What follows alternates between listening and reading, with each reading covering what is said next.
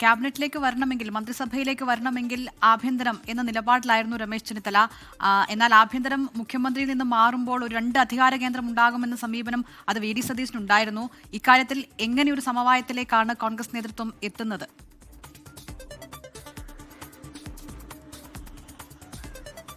ദിൽന, അതിലൊരു ആശയക്കുഴപ്പം നിലനിൽക്കുന്നുണ്ട്. കാരണം സാധാരണ നിലയിൽ നമുക്കറിയാം, മുഖ്യമന്ത്രി തന്നെ ആഭ്യന്തരം കൈകാര്യം ചെയ്യുകയാണെങ്കിൽ കുറച്ചുകൂടി സുഗമമായി മുന്നോട്ട് പോകാൻ കഴിയുമെന്നുള്ളതാണ്. കാരണം 2006-ൽ വി.എസ്. അച്യുതാനന്ദൻ മുഖ്യമന്ത്രിയായ സമയത്ത് നമ്മൾ കണ്ടതാണ്. വി.എസിൽ നിന്ന് ആഭ്യന്തരം മാറി കോടിയേരി ബാലകൃഷ്ണൻ നൽകുന്നു. അത് പിന്നീട് പാർട്ടിക്കുള്ളിലും അതുപോലെ തന്നെ സർക്കാരിലും ഒക്കെ വലിയ പ്രശ്നങ്ങളുണ്ടായി നമ്മൾ കണ്ടതാണ്. അതുമായി ബന്ധപ്പെട്ടുകൊണ്ട് പല കാര്യങ്ങളും തീരുമാനമെടുക്കാൻ കഴിയാതെ പോയതാണ്.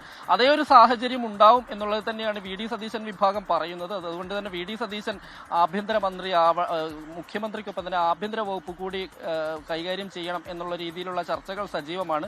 പക്ഷേ രമേശ് ചെന്നിത്തല ഇനി ആഭ്യന്തരമന്ത്രിക്ക് താഴെ ഒരു വിട്ടുവീഴ്ചയ്ക്കും തയ്യാറാവാൻ നിലവിലെ സാഹചര്യത്തിൽ സാധ്യത വളരെ കുറവാണ്. കാരണം അദ്ദേഹം മുഖ്യമന്ത്രി സ്ഥാനത്തേക്ക് തന്നെയായിരുന്നു ശ്രമിച്ചിരുന്നത്. അത് നടക്കാതെ പോയി. ഇനി ആഭ്യന്തര മന്ത്രി സ്ഥാനമെങ്കിലും ലഭിച്ചില്ലെങ്കിൽ അത് പാർട്ടിയിൽ വലിയ പൊട്ടിത്തെറി ഉണ്ടാവും. രമേശ് ചെന്നിത്തല കടുത്ത തീരുമാനത്തിലേക്ക് ഉൾപ്പെടെ പോകുന്നതിലേക്ക് എത്തും. അപ്പോൾ അത് പരമാവധി പരിഹരിക്കാനുള്ള ഒരു നീക്കമാണ് നടക്കുന്നത്. എന്തായാലും വി.ഡി. സതീശൻ ഇക്കാര്യത്തിൽ എന്ത് തീരുമാനമെടുക്കും എന്നത് തന്നെയാണ് ഇന്നത്തെ, അതായത് കോൺഗ്രസിൽ എന്ത് തീരുമാനമെടുക്കും എന്ന് തന്നെയാണ് കാത്തിരുന്ന് കാണേണ്ടത്.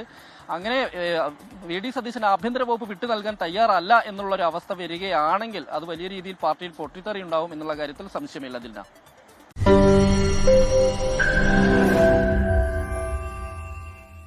ലോകത്തെവിടെയായാലും ഏത് സമയത്തും 24 വാർത്തകളും ഓഗ്മെന്റഡ് റിയാലിറ്റി പാക്കേജുകളും എക്സ്പ്ലെയിനറുകളും വിശദമായി കാണാൻ ഞങ്ങളുടെ യൂട്യൂബ് ചാനൽ നിങ്ങൾക്ക് സബ്സ്ക്രൈബ് ചെയ്യാം.